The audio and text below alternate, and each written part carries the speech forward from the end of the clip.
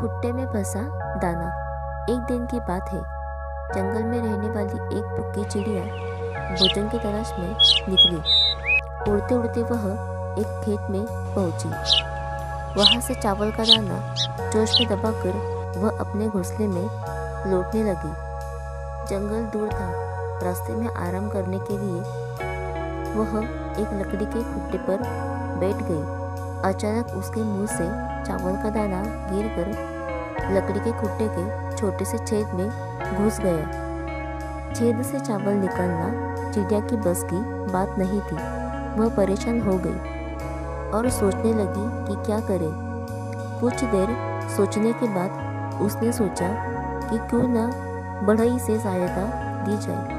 वह अपनी कुल्हाड़ी से लकड़ी के खुट्टे को चीर देगा तो उसका चावल का दाना उसे मिल जाएगा। वह उड़कर बढ़ई के पास गई और बोली, बढ़ई बढ़ई खुट्टा चीर, खुट्टा में हमारा दाल बा, का खाई का पी, का लेके परदेश जाई। बढ़ई ने चिड़िया को भगाते हुए कहा, मेरे पास समय नहीं है।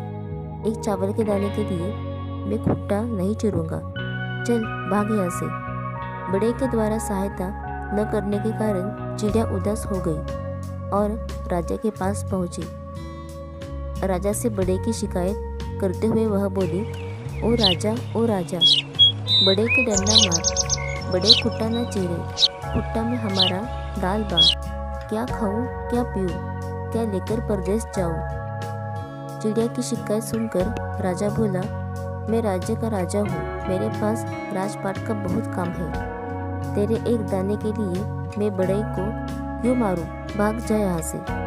राजा द्वारा भगा देने से भूखी चिड़िया सांप के पास पहुंची और बोली, सांप सांप राजा को डस ले। राजा बढ़ई को डंडा न मारे, बढ़ई खुट्टा ना चीरे, खुट्टा में हमारा दाल बा, क्या खाऊं क्या पीऊं, क्या लेकर परदेश जाऊं। सांप ने भी चिड़िया को मना कर दिया और कहा, अभी मेरे सोने का समय है, मुझे परेशान मत करो, भाग यहाँ से। सांप की बात पर चिड़िया चिढ़ गई और लाठी के पास पहुंची। लाठी से वह बोली, लाठी लाठी सांप मार, सांप ना राजा डस, राजा ना बढ़ई डंडा मारे, बढ़ई ना खुट्टा चीरे, खुट्टे में हमारा डाल बा, क्या खाऊं क्या पीऊं, क्या लेकर परदेश जाऊं। लाठी ने भी चिड़िया को डांट कर भगा दिया।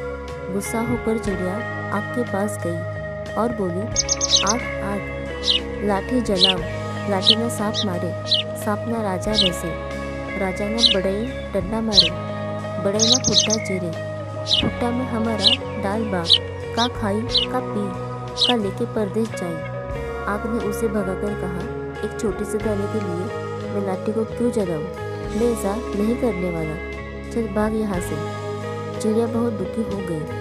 भूख से उसका बुरा हाल होने लगा। उसे लगने लगा कि शायद आज वह भूखी ही रह जाएगी। उड़ते उड़ते वह नदी के पास लगे पेड़ के पास पहुंची और एक डाली पर बैठकर रोने लगी। उसे रोता देखकर नदी को उस पर दया आ गई। उसने उससे रोने का कारण पूछा।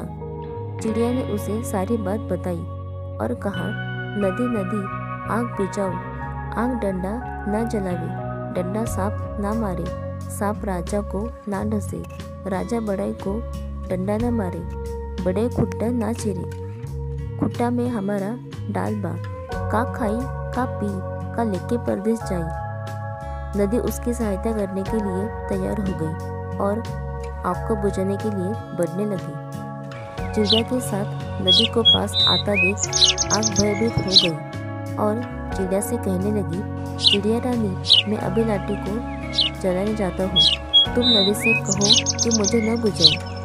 नदी वापस लौट गई। आग चिड़िया के साथ लाठी को जलाने आगे बढ़ी। आग को देखकर लाठी डर गया और चिड़िया से बोला, आग को रोको चिड़िया रानी, मैं अभी सांप को मारने जा रहा हूँ। आग वापस लौट गई। लाठी चिड़िया के साथ सांप को मारने आगे बढ़ी।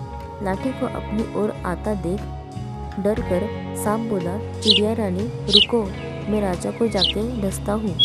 वह चिड़िया के साथ राजा के महल में पहुंचा। सांप को देखकर राजा भी डर गया और चिड़िया से बोला, चिड़िया रानी, सांप से कहो कि मुझे ना डसे, मैं अभी बड़े को बुलाकर खुट्टा चीरने को कहता हूँ। सांप वापस चला गया। राजा ने बड़े को बुलवाया और लकड़ी का खुट्टा चीरकर चावल का दाना निकालने को कहा।